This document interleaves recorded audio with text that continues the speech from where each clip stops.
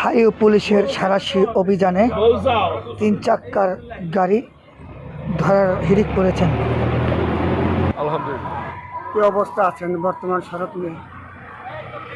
আসলে আপনারা জানেন গতকালকে ঢাকা বরিশাল মহাসড়কে মাদারীপুরের ঘটকচরে একটি বড় ধরনের ভয়াবহ দুর্ঘটনা ঘটে। সেটা হচ্ছে সার্বিক পরিবহন তার মাদারীপুর থেকে যাওয়ার পথে নিয়ন্ত্রণ হারিয়ে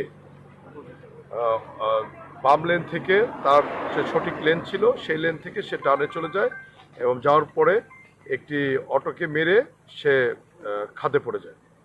ঘটনাস্থলেই 6 জন নিহত হয়, 5 জন মহিলা এবং 1 জন পুরুষ।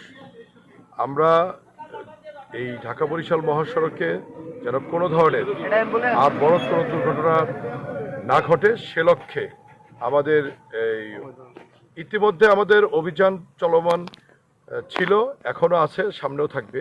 আমরা 3 হুইলার সংক্রান্ত মামলাগুলো চলমান রেখেছি। পাশাপাশি আজকে থেকে বিশেষ অভিযান পরিচালনা হচ্ছে 3 হুইলার সংক্রান্তে এবং আমরা আশা করি আমাদের এই সড়কের যে দুর্ঘটনা কমিয়ে আনার জন্য আমরা জিরো টলারেন্সে অবস্থান করতেছি।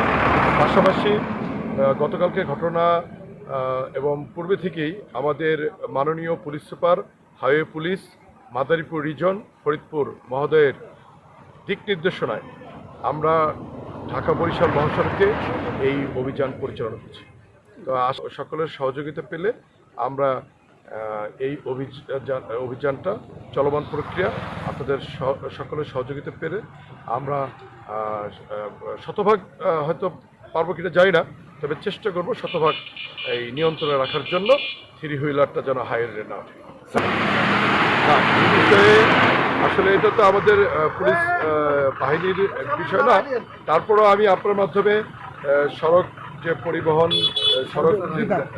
সড়কের যে বিষয়গুলো যারা দেখাশোনা করে রোডস অ্যান্ড হাইওয়ে, আমি তাদের দৃষ্টি আকর্ষণ করব তারা যেন এই মহাসড়কের 2 সাইডে যে গর্তগুলো আছে সেগুলো তারা একটু খেয়াল করে এবং সেখানে যেন পর্যাপ্ত পরিমাণে মাটি দিয়ে ভরাট করে। পাশাপাশি আপনারা জানেন যে তাঁতিবাড়ি একটা ঘটনা ঘটেছিল, সেখানে ওই যে সড়কের মাঝখানে দীর্ঘ একটা গর্ত ছিল পিচের কারণে, ওই সময় ভ্যানটা ওই গর্তটা এড়িয়ে যাওয়ার জন্য সে বাম লাইন থেকে ডান লাইনে চলে গেছে। এখন এই যে মহাসড়কে যে কিছু কিছু পিচ উঠে গেছে দেখার জন্য আমরা অনুরোধ করি।